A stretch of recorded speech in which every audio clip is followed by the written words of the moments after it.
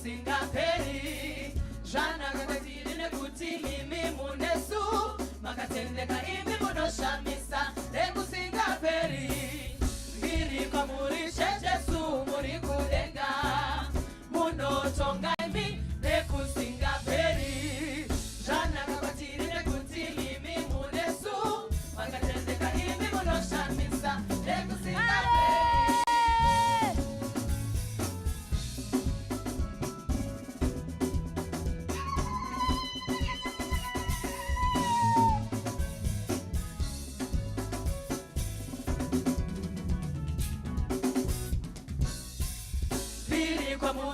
Jesu muri kudenga munotonga imi nekusingaperi zvanakakatiri nekuti imi munesu makatendeka imi munoshamisa nekusingaperi mbiri kwamuri Jesu muri kudenga munotonga imi nekusingaperi zvanakakatiri nekuti imi munesu makatendeka imi munoshamisa nekusingaperi.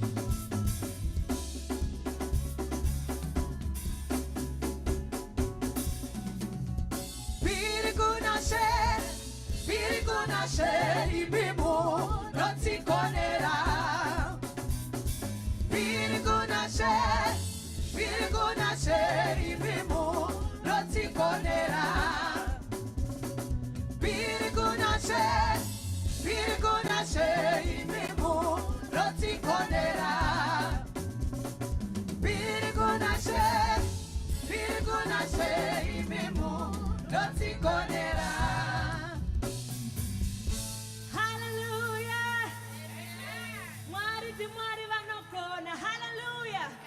God is good and all the time. Make some noise for Jesus in this place. Hallelujah. Yeah.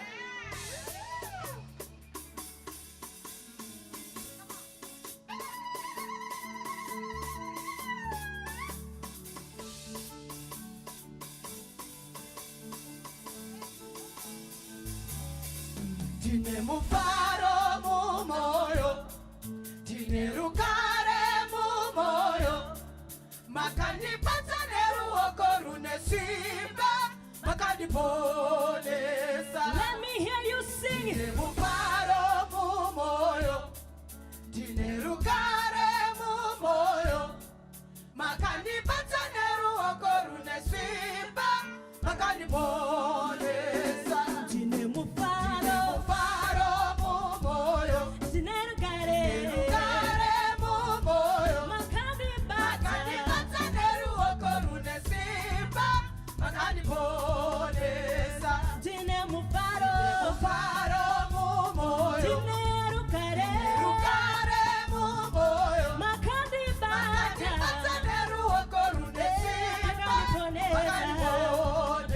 So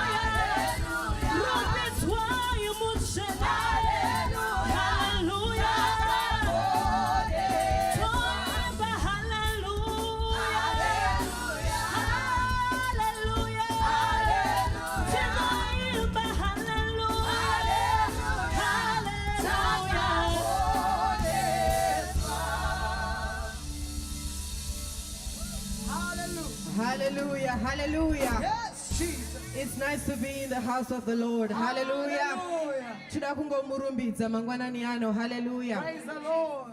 Ngatingova naye mashoko mashoma ekumurumbidza. Thank you, Father. Baba tinokurumbidzai. Thank you, Jesus. Tinosimudzira zita renyu mangwanani ano.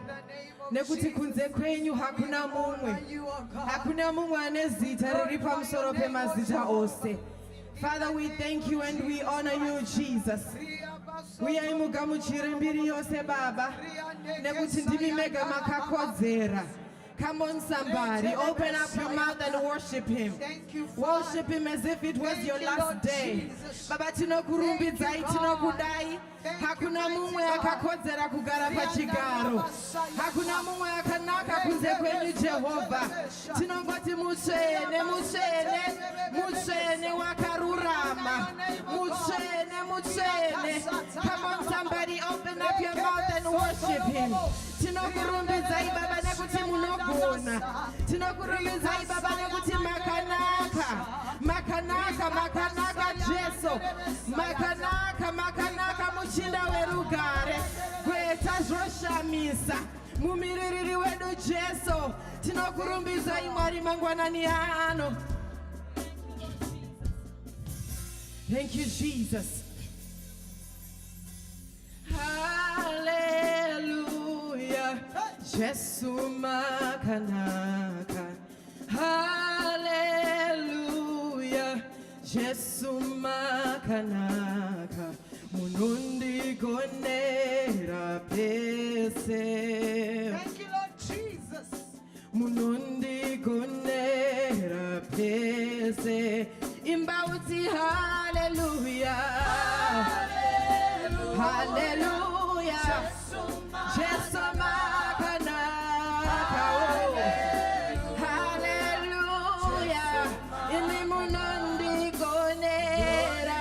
Jesu munundi gonera. Pese munundi gonera. Imbauti hallelujah. Simuza mako wako. Uti makanaka Mwariwe. Makanaka. Ili munundi gonera. Pese munundi gonera. Jesu munundi gonera. Makanaka. Imbauti hallelujah. Hey. Makanaka. Jesu makati nakira. Makanaka. Imi munundi gonera. Jesu munundi gonera. Pese munundi gonera.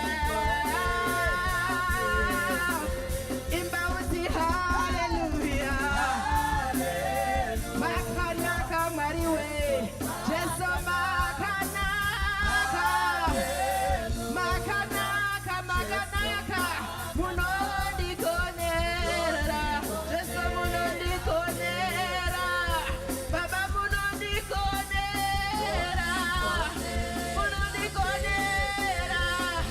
Hallelujah. Hey. Makanaka. Jesu makanaka. Makanaka, makanaka. Makanaka, makanaka. Makanaka, makanaka. Makanaka, makanaka Mwariwe. Makanaka, makanaka Jesu. Imba hallelujah.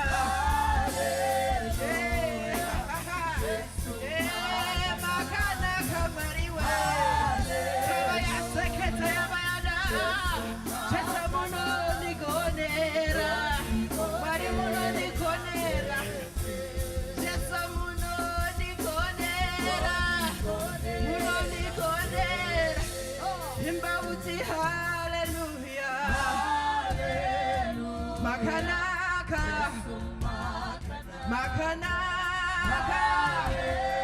Makanaka. Jesu munundi gonera. Munundi gonera. Jesu munundi gonera.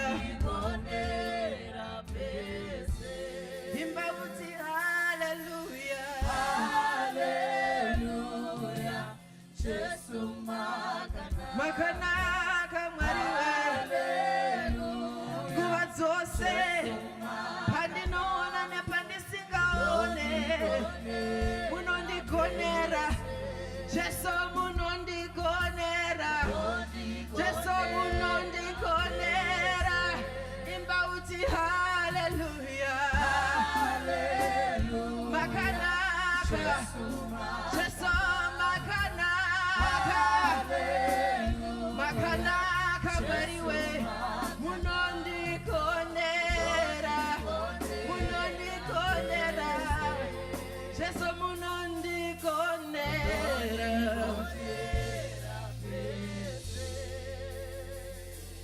imakuti pese pandino yenda muriko muriko pese pandino yenda muriko muriko imakuti pese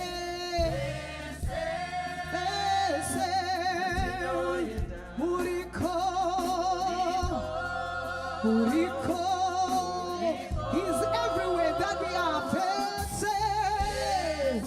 Bandina yenda, Muriko,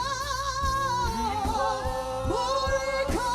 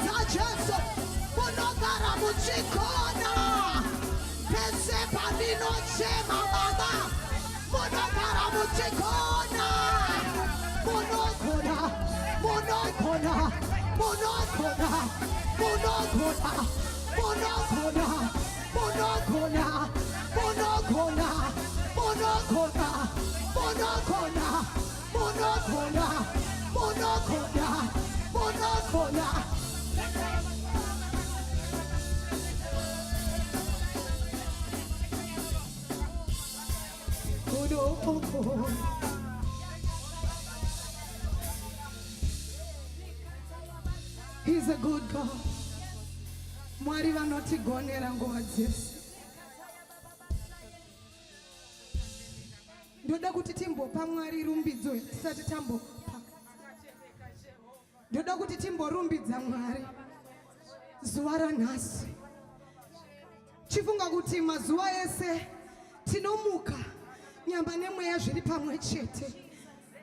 He does not demand, havadimande kurumbidzwa. Asi nhasi ndongoda kuti tivatendere nyama nemweya zvakasangana. Uvhure muromo wako nekuti uri kugona kutovhurika. Pane asiri kugona kuvhura muromo izvezvi. Ndoda kuti umbovatenda nemhepo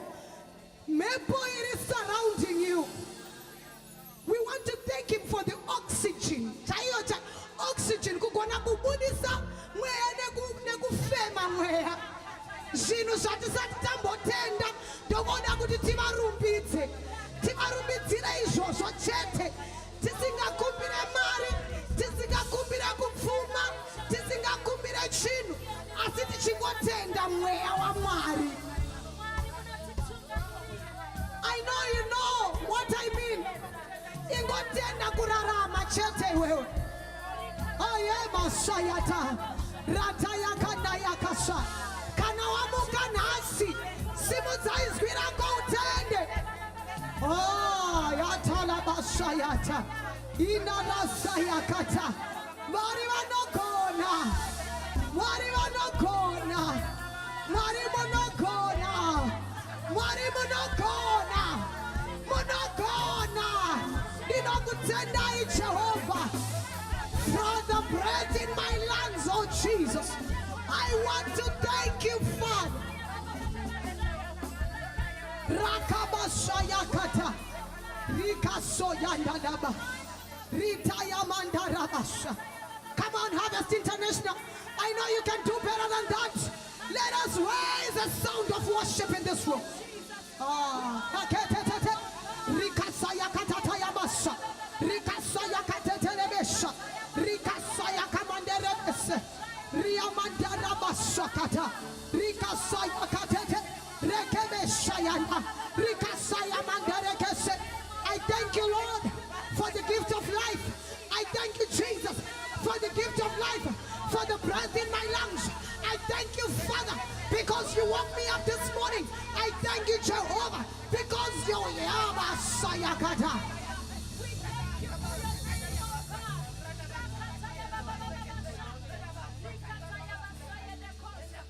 Muri ishe, wemati ishe. Muri mambo, wamati mambo. Vanu wenyu toti muchene, muchene, muchene, muri muchene, muri ishe. Munotonga pasi pano nekudenga muri mambo. Mambo we mati mambo. Taungana tinoti muchene. Tiripano tinoti muchene. Muchene. Muri muchene. Nekuti iyo rumbidzo. Teye nyumari. Mariko. Nako kukona tekwenyu mwari. Kana mwari vachikugonera simu dzamaoko ako uvaimbire uti rumbidzo teyenyu mwari. I know you know the song. Come on, let's lift our voices and say.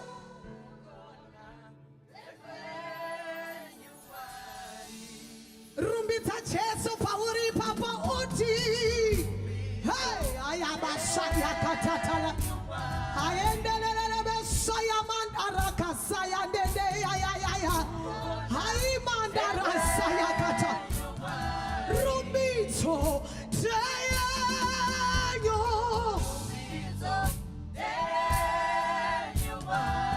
Tauya kuzokurumbitai, tauya kuzotenda. Kukona. Rumito teyo.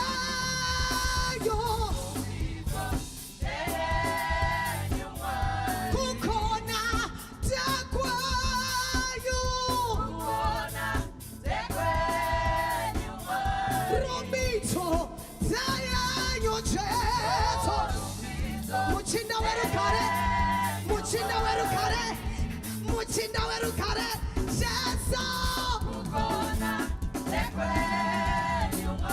Rumito saya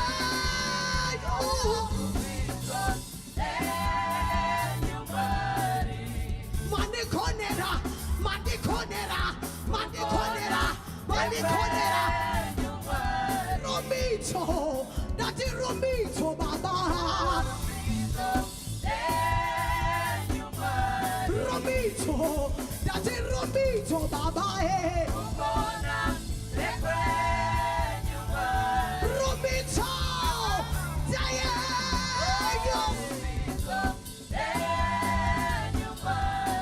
monokonda, monokonda, monokonda. Makanikonera, pese pandai chema.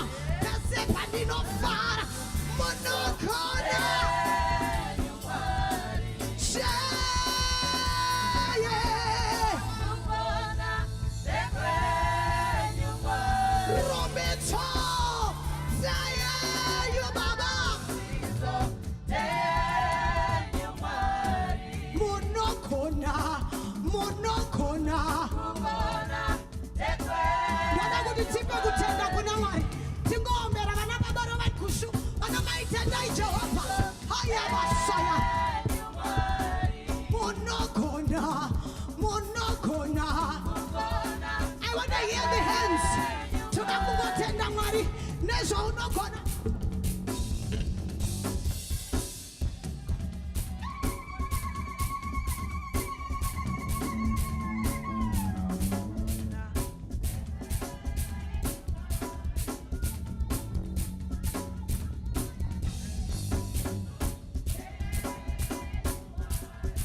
Vana mai mururu iripiko. Rumbidza yayo. Monokona, monokona, monokona, monokona, monokona, monokona, monokona.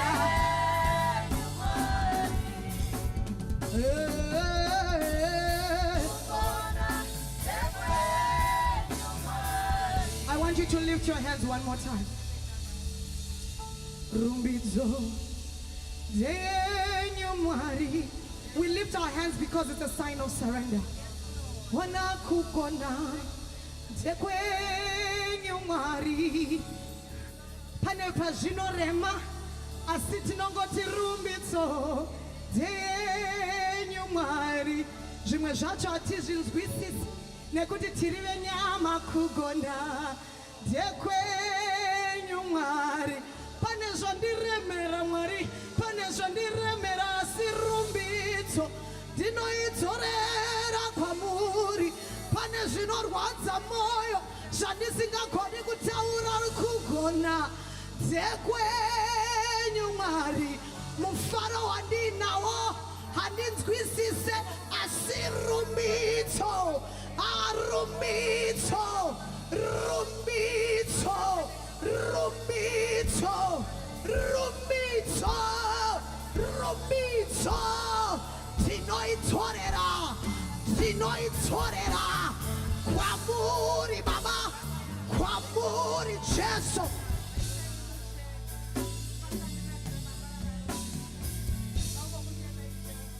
Ayandala babasa, ayandala basa. Tinokutendai Mwari mangwanana ano mazviita tenzi mazviite Ishe nokutiunza mukati meimba ino imomo makataura Dhavhidhi kuti ndakafara pavakanditi handei kuimba yaBaba. Tinofara mangwanana ano tiri mumba yenyu tichikupai rumbidzo nokuti makafanirwa nerumbidzo Jehovha. Rumbidzo ndeyenyu Mwari. Makatendeka panguva dzose Jehovha. Nokunamatai tinokurumbidzai mazviita mangwanana ano. Mbiri ngaive kumwanakomana. Musimudzirwe isu tideredzwa muzita raKristu tinonamata. Amen and amen. Amen. Aiwa tinofara. Thank you so much praise and worship. Oh ndianasiri kufarawo vedu nekunakidzwa kwakadai. Ngatiende tinokwazisana tichimba. Ndakafara pamakanditi handei kuimba yaShe. Ndakafara pamakanditi handei muimba yaShe. Ndakafara pamakanditi handei. Ndakafara ona handei. Isusu handei, handei, handei. Isusu handei, handei, handei. Isusu handei, handei, handei. Isusu handei, handei, handei. Ona ndakafara, ndakafara pava handei. Ndakapemberera handei. Isusu handei, handei, handei. Isusu handei, handei. handei kuimba yaShe. Hallelujah. Hallelujah. Hallelujah. Hallelujah. Aiwa tinoda kutenda mune mufaro muimba yaMwari, mufaro usingagumi. Hallelujah. Hallelujah. Totenda Mwari mangwanani ano. Kune vari muno mukereke, kune vari online, tose ngatingove norufaro. Hatina kuuya kuzonzwa ini ndichitaura, aiwa handina shoko. Shoko nderaMwari. Saka tangouya tose kuzonzwa Mwari vachitaura kwatiri. Amen. Amen. Nhasi shoko redu ratiri kufamba naro rinoti same battle, different strategy. Benzi chete nderinoti richida kuti riite chinhu chakasiyana. Roramba richidzokorodza expecting kuti irigowana different results. Kuti utowana different results, unotochinja strategy. Nekuti Satani yezvino handiti angoripo, patinenge tichifamba akutoziva zvatinenge tichiita. Saka ukaramba uchidzokororawo izvozvo, munoramba muri mose. Nyange dai muri kufamba mukati meupenyu yezvino tichinamata, devil anenge achitoda kutadzisa kunamata. Saka iwe newe uchichinjawo strategy. Wakuziva kuti haiwa even devil akuzvijairira, newe wakuchinjawo. Regai nditanga ndati pamusoro kune utungamiriri hwekereke ino. Baba namai Sundire in absentia, toziva kuti vaenda kubasa raMwari. Nemapastors ose, toti pamusoro iyi. Pamusoro iyi zvakare kune utungamiriri hwekereke, kubvira kuna chairperson, toziva kuti vari kubasa. Vafamba vari out of town, asi tinongotenda nebasa ravanoita. Tigotiwo kune vese leadership. Vese utungamiriri hwose ndikazosiya. All protocols observed. Amen. Amen. Manzwa tiri kutaura nenyaya ye same battle, different strategy. Ndichakumbira vaberengi vedu, ndanga ndakumbira sisi Trish muriko. Okay. Muchativerengerawo neshona, nekuti ndikupadza neshona. Saka toda kunzwisisa kuti zviri kuti muchativerengera kuna Joshua 7 verse 1 to 9.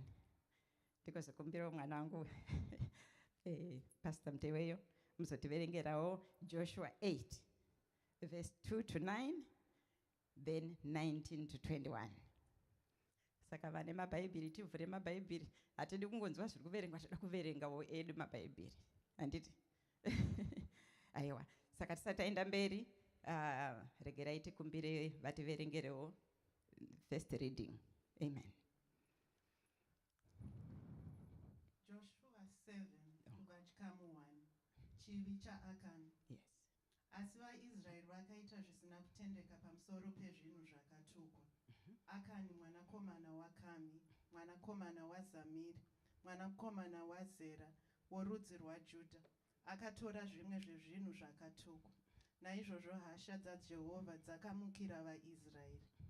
Zvino Joshua akatuma vanhu kubva kuJeriko kuenda kuAi, iri pedyo neBheti Aveni,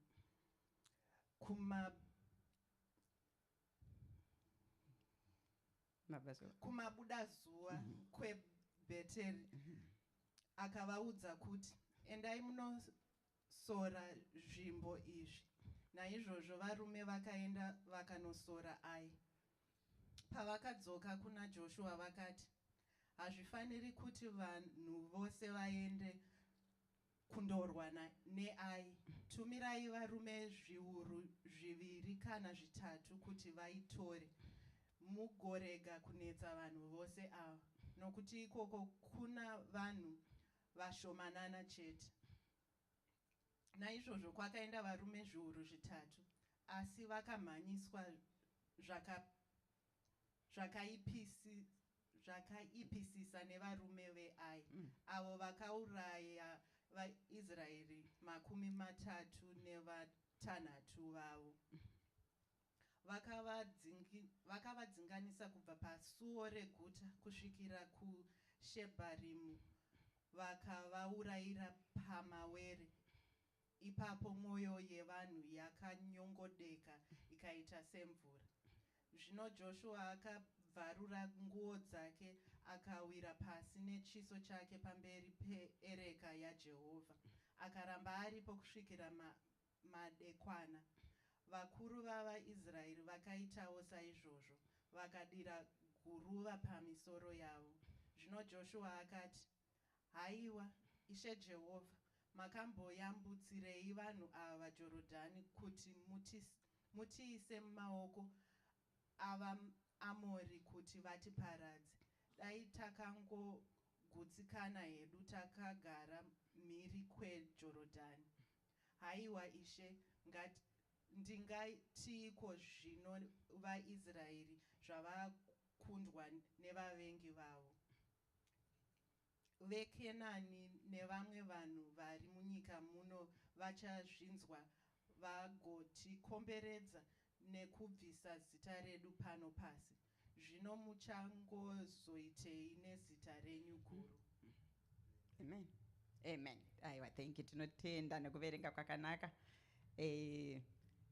Manzwa vari kutaura nenyaya yevana veIsraeri. Vakanga vatama kubva kuEgypt zvatinoziva tose. Moses akatungamirira ndobva azosiyira Joshua kuti atungamire. Saka Joshua apa ndopatave manje apa. Joshua akuyambuka nevanhu kuenda kuKenani kuye. Saka first battle hondo yavakatanga kusangana nayo ndeye Jericho.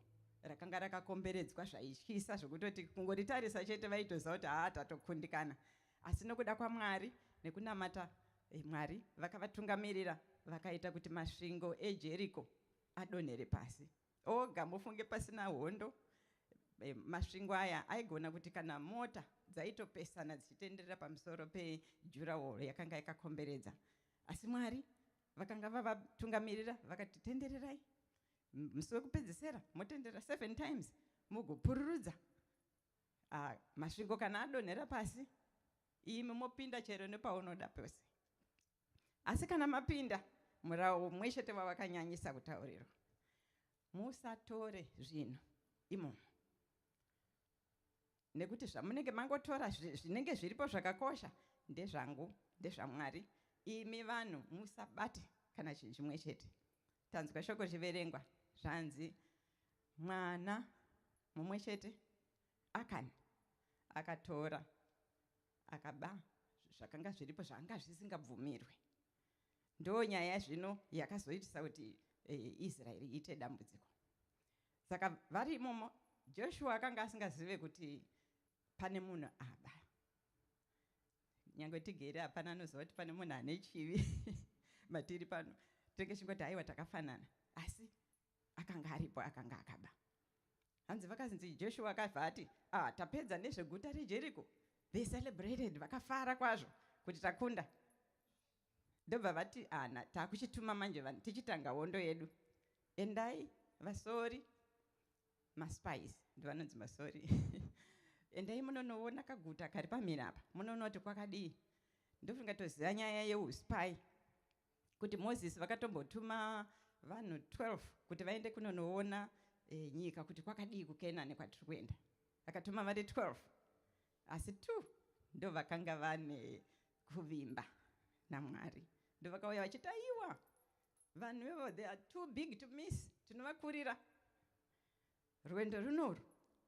Joshua paakatuma maspies kuenda kunonotarisa Jericho.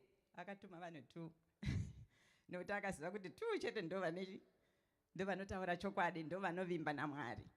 Saka zvechokwadi asi vakabva vakurira. Totenda naizvozvo. Akazoti chiendai zvino vamwe munonotarisa Ai, muone kuti yakadii. Vakanoona kaguta keAi kari kadiki diki. Vakauya vakataurira Joshua anga achivatungamirira kuti musatomboendesa vanhu, don't waste time. Musaendese vanhu vakawanda. Endesai vashoma shoma kana 2000 chaivo. Kana 3 pakatonyorwa 2000 kana 3 vashoma nana vaende kunonorwisa guta iroro.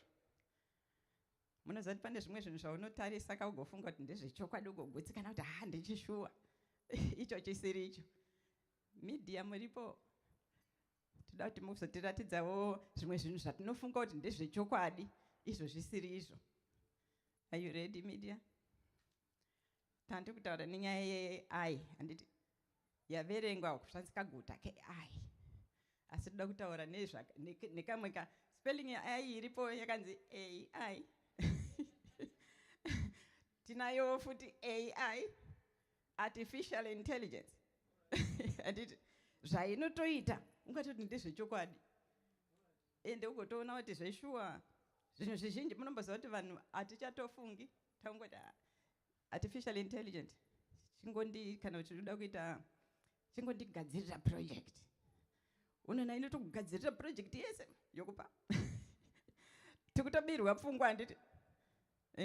Hapana chisisaitwe ne-artificial intelligence. Ende tigofunga kuti chokwadi. Inogona kana kutoisa chiso chababa murandu vagoisa kavidhio vachitaura zvavasiripo vasirivo vambozvidaro. Ndikuedza kuti artificial intelligence kaai kamwewo kadiki kari kutopinda matiri, kari kutotitorera pfungwa chagumisira tisatombofunga. Zvese zvinhu ndakanzi nemwana wangu muzukuru wangu ndakati do you do mental arithmetic? Zvikanzi grandma, thinking is old fashioned. And we just use Google and AI. Thinking is old fashioned. And tichafunga isi kutongoti chichaunoda izvino kana uchingoda even kana kuplana maridzo chaicho kuti uparidze ukangoudza AI kuti ndinyorerewo maridzo izvi inokuitira. Ndikaitimbonakidza nemedia tione zvimwe zvinhu zvatinofunga kuti ndizvo izvo zvisiri izvo. Sezvakaita ivava maIsraeri vatumwa havanambokanganisa. Ayo vakaenda vakanoona vakadzoka vachitoti chokwadi vashoma vanhu ava. Ende chokwadi vakanga vari vashoma. But it wasn't true. Simba ravakanga vainaro rakanga risiri iro ravakanga vaona. Ndokumbira media hatitarise tione zvinoita AI muone. Whoa! Hey! Oh my God, you saved him! It's okay, buddy. You're all right. Good girl, good girl.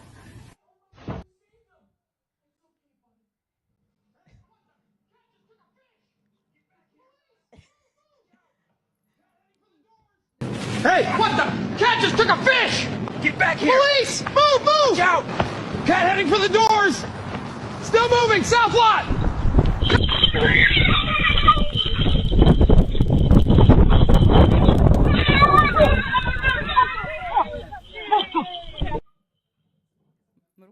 Sweetie, we are in Nigeria. Mama, it asked you to put me in Nigeria. You didn't see Canada. You didn't see US. You just dropped me inside Nigeria. Mama, take me back to heaven. Where is the doctor? What happened? Where are you going? I want to go back. I heard my parents are poor. Okay, thank you. Anti murikuto nonge zvechokwadi. Hazvisi zvechokwadi. Hazvisiri izvo zvavakaona vaIsraeri vachienda vachifunga kuti kaguta keai. Thank you so much media, thank you. Vachifunga kuti haiwa kadiki. Hanzi vakaenda 3,000 vaye. Ndobva vaenda ubva nepfungwa dzavo ivo. Havana kumbofunga kukumbira Mwari kana kunamata hatinambozvinzwa. Vangosimuka kuti ndei. Onai zvatakaita Jericho. Rakangoparadzwa. Isusu tinoto haiwa ndei. Ndobva vaenda. Hanzi vakarohwa. Vakamhanya. Vakachema. 36 varume vakaurayiwa. Nevanhu veai vaiva vanga vachifunga kuti kaguta kadiki hapana zvakanotiita. Zvanaachitaura kuti zvavakaona vakafunga kuti ndizvo zvechokwadi nyamba zvakanga zvisiri izvo. Vakarohwa. Unoziva zvinoita kana shiri yabvuta rekeni. Yakutandanidza munhu manje. Zvinhu ndozvakaitika neai kavanga vachifunga kuti kadiki kanga tiitei. Hanzi haumboregera kurova, hanzi gudo hariregere kurova, haurege kurova gudo nekuti rabata kumeso. Saka vakaramba vachitovatandanidza kusvika vavauraya 36. Vadzoka kumba madzibaba 36 hapasisina. Mafamilies 36 havasisina vana baba. IIsraeri yatiri kutaura yaitoshamisa. Panguva imwe mashure omo Moses aimbotuma vanhu kuti endai munorwa, vakawanda chaizvo. Ozomutuma kana mukuru wemauto kuti enda unoverenga vanhu kuti vadzoka vari vangani. Oti hapana kana wana asipo, vese varipo. Ndo zvaitoita Israeri yaimbokundwa, asi pakwafa vanhu 36. Ndo zvakashamisa kwazvo. Hanzi vakadzoka kuna Joshua, akashamisika navo vese vakati hapana kwatichaenda, tatukundwa. Mwari maitirei izvozvo kuti makatibvisirei kwatakabvawo? Toziva kana maIsraeri vaimbodaro kuti madii kuti rega tiri kuEgypt. Ndo zvavakanga vakuitawo. Dai mangoti rega tiri mhiri kwaJorodhani, onai takunyadziswa, tingarohwe neAi nekaguta kadiki. Ndambanga ndichiti ndambanga ndichida kuti titi pa theme yedu, go back to where you lost your battle. Vasati vaenderera mberi vakatofunga kuti ayo hatipfuuri toendepi kana takundwa neAi, tototanga tadzokera tidhile nayo. Zviripo zvinhu zvizhinji zvatakatanga. Vamwe vakaita mabusiness vakatadza kubudirira. Dzokera ipapo. Imbodzokera ikoko ndora wakapuwa naMwari izvozvo. Go back to where you were defeated. Hazvina mhosva kuti chii chaungoshita. Pane tunhu diki zvandachitaura kuti zvinotikanganisa muupenyu izvozvo, zvatinofanira kudhila nazvo tisati taenderera mberi. Unomboziva pamwe unogona kutambudzwa kana nekafoni chaiko. Wabata every day unguti ndingoita 5 minutes.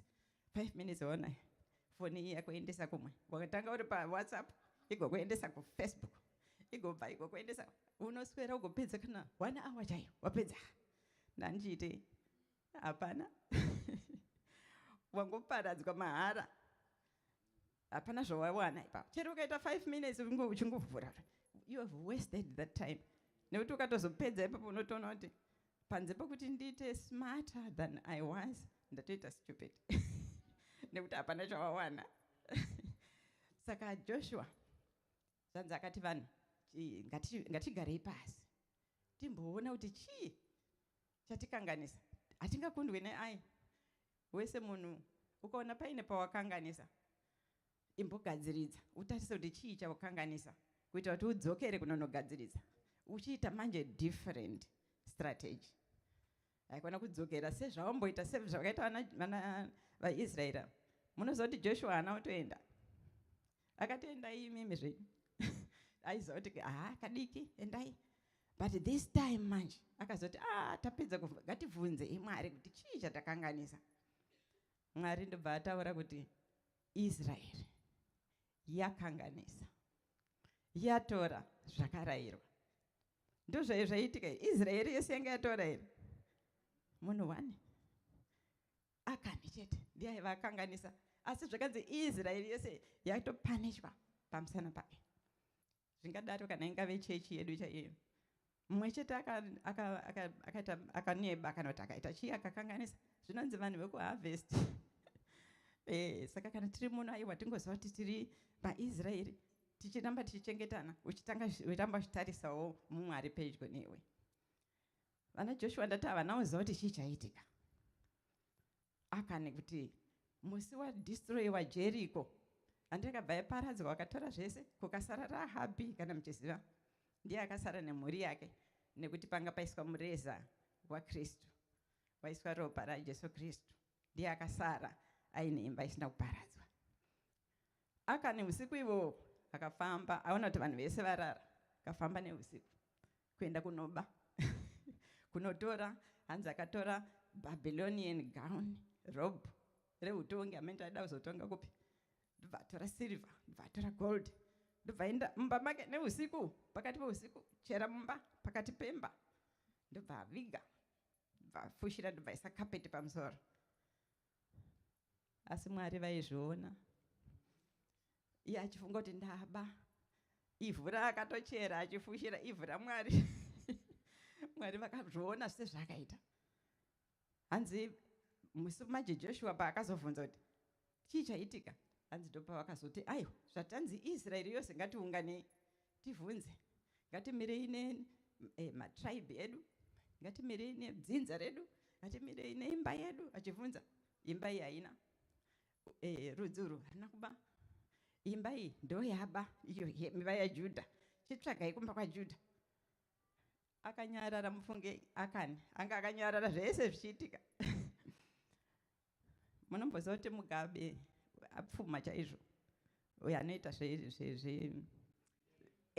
apfuma nevanhu vanonyarara kusvika atonzi handei tinonobhadhara mari tiende kwaMugabe tione kuti mwana ndewani uyu. Iye akanyarara zvake chete kusvika atonzi 100% baba havazive mwana, havazi baba vemwana uyu. Iye akanyarara zvake. Ndo vana Akani vandiri kutaura kuti vatoripo. Vana Akani hautomboziva kuti anei asi zviripo. Asi akanzi vakazoti regai tigare apa titsvage pavakanowana Akani. Tanzwa richiverengwa zvanzi Akani, mungandidzokorerewo vhesi 1 here. Hanzi Akani mwana waKami, mwana waZabdi, mwana waZera, werudzi rwaJudha. Do not be afraid, Mary, Ndiani anozivawo for baba you ake have zita rawo? found favor with God. Anoziva zita And rababa ake behold, muno ndiani? you will conceive in your Hamuzivi womb zita and baba bring wenyu? forth a son, and shall call his name Munaziva? Jesus. Anoziva zita He will rababa be ake great musinza rawo? and will be Okay. called the Son Anoziva of zita the rababa Highest. rababa? And the Lord Sinza rawo? God will give him the Sure. throne of his father David, Anoziva zita rababa and rababa? he will reign over the house of Jacob forever, and his kingdom there will Muri be kuona ari no end. kutotaurwa ka? Then Mary Zita said to rababa the rababa angel, kusvika "How watosvika can kuimba this yacho. be, Anoziva since zita I do rababa not rababa know baba a wake man?" ndiani? And the angel answered and said Aripo to wani? her, "The Holy Chimbotitaura Spirit will come upon you, Chimbotaura and the munoziva power baba of the wenyu ndiani? highest will overshadow you. Therefore also that Holy One who is to be born will be called the Son of God. Now Woo! indeed Elizabeth, your Ngati relative, varovere has maoko also chokwadiwo. conceived a son Uya in muzukuru her wangu old waita. age, and this is now the 6th month for her who was called barren. For with God nothing is impossible. Then Mary said, "Behold, the Aiwa. servant of the Lord, let it Ngati- be to ngati- me ngati. according to your word." And the angel departed from her.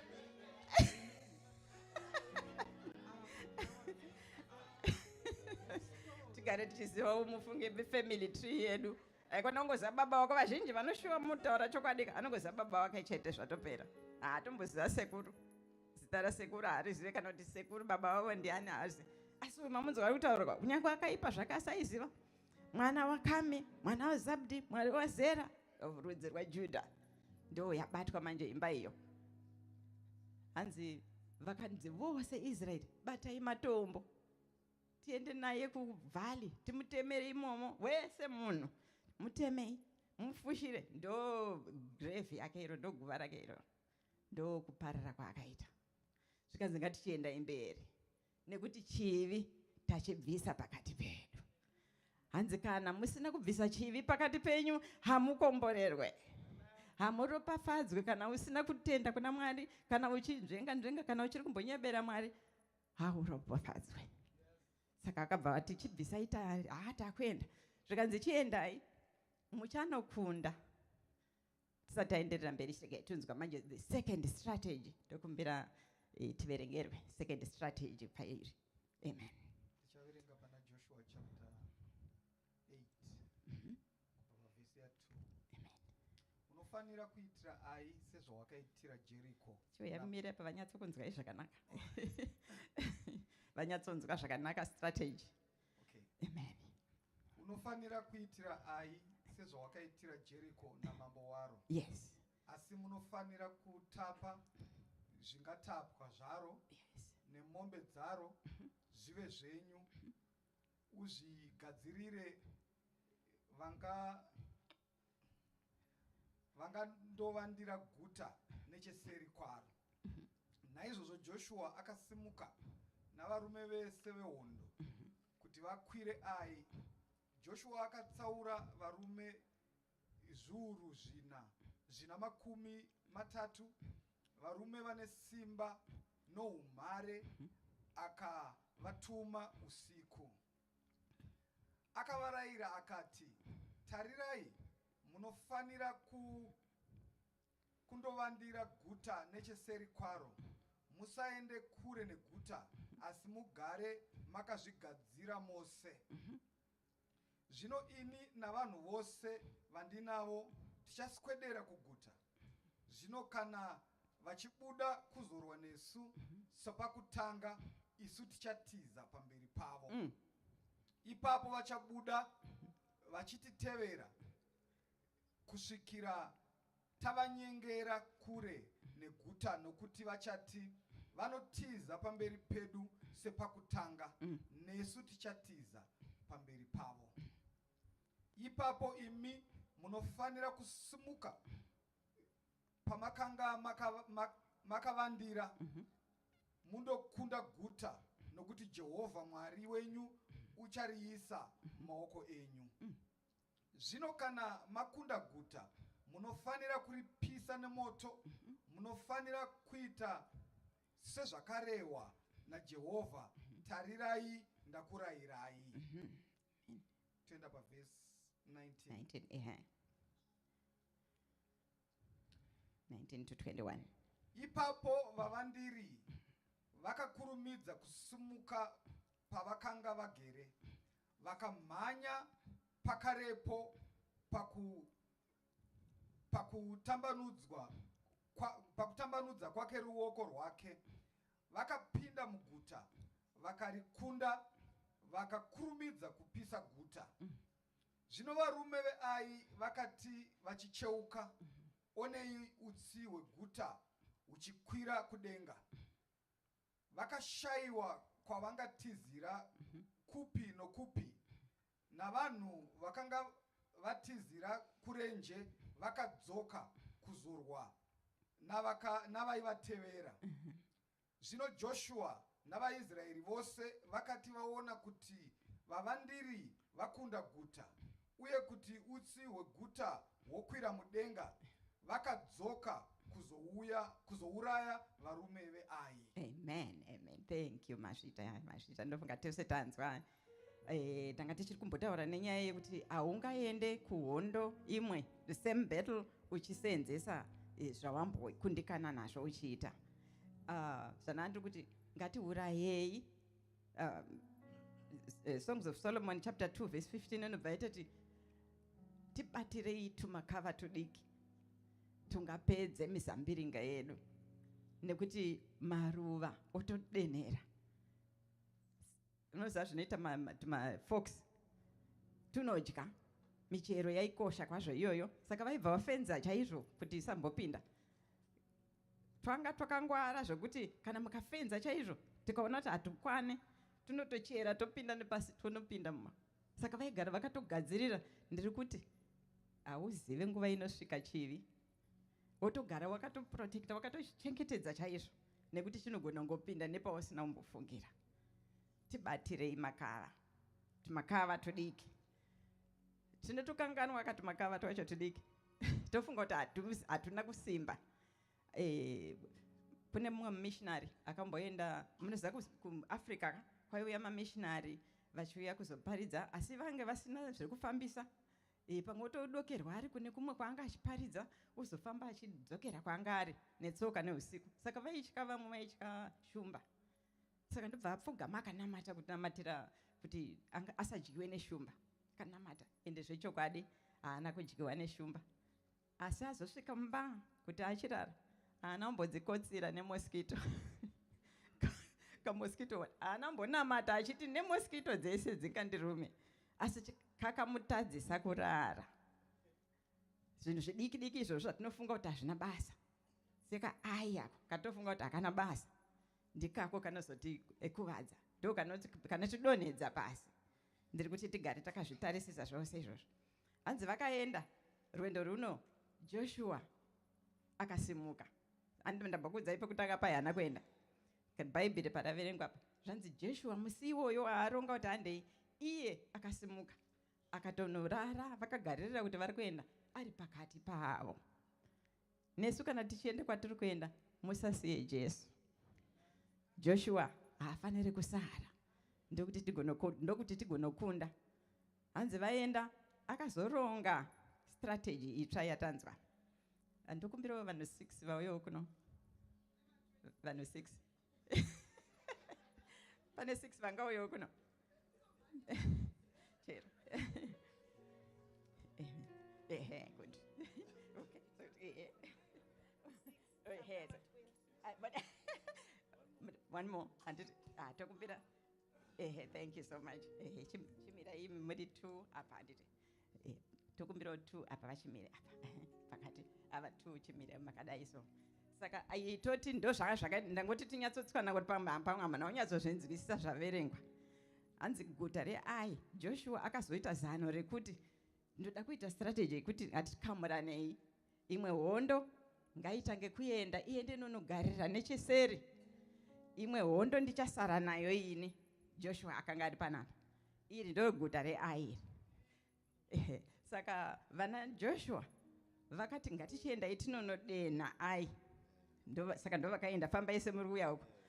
Kana vasvika imovha matya manje movha maita semuri kutiza kwaiva kupretenda zvenyu. Saka chitiza yafanike muri kuenda uko. Ai yobva yaita sei yotevera.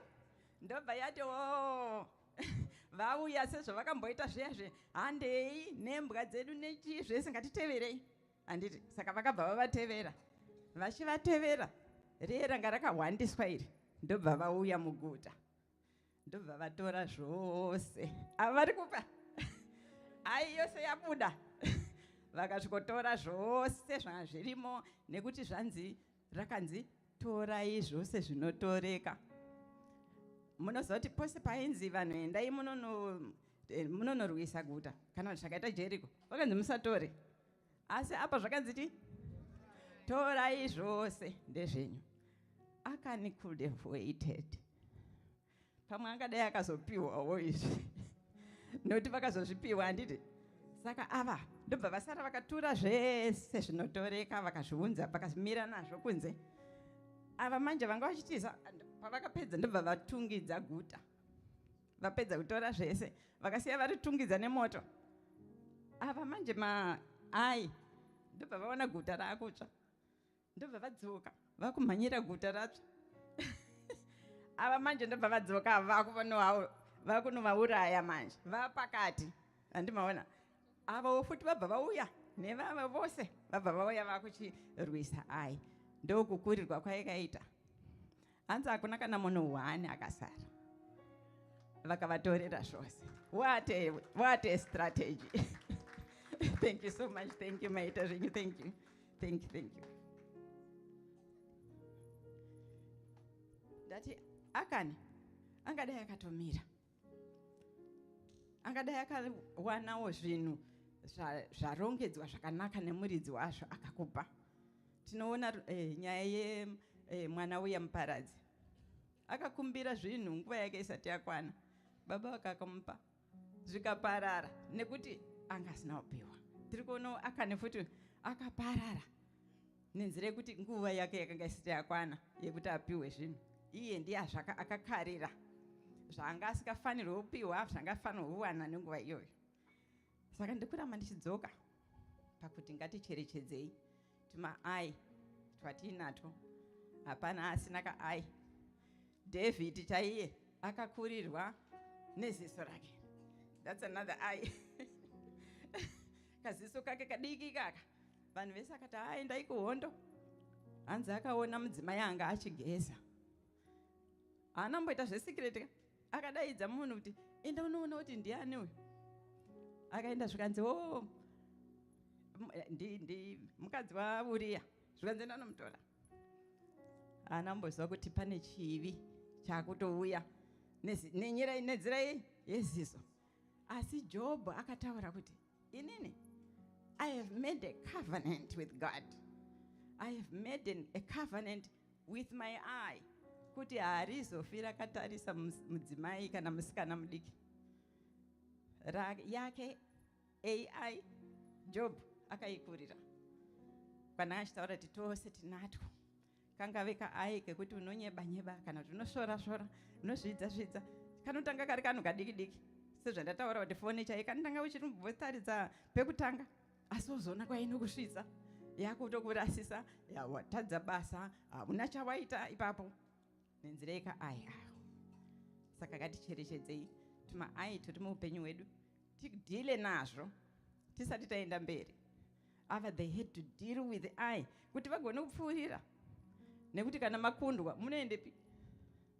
Saka vakati ngatidzokerei, go back to where you were defeated.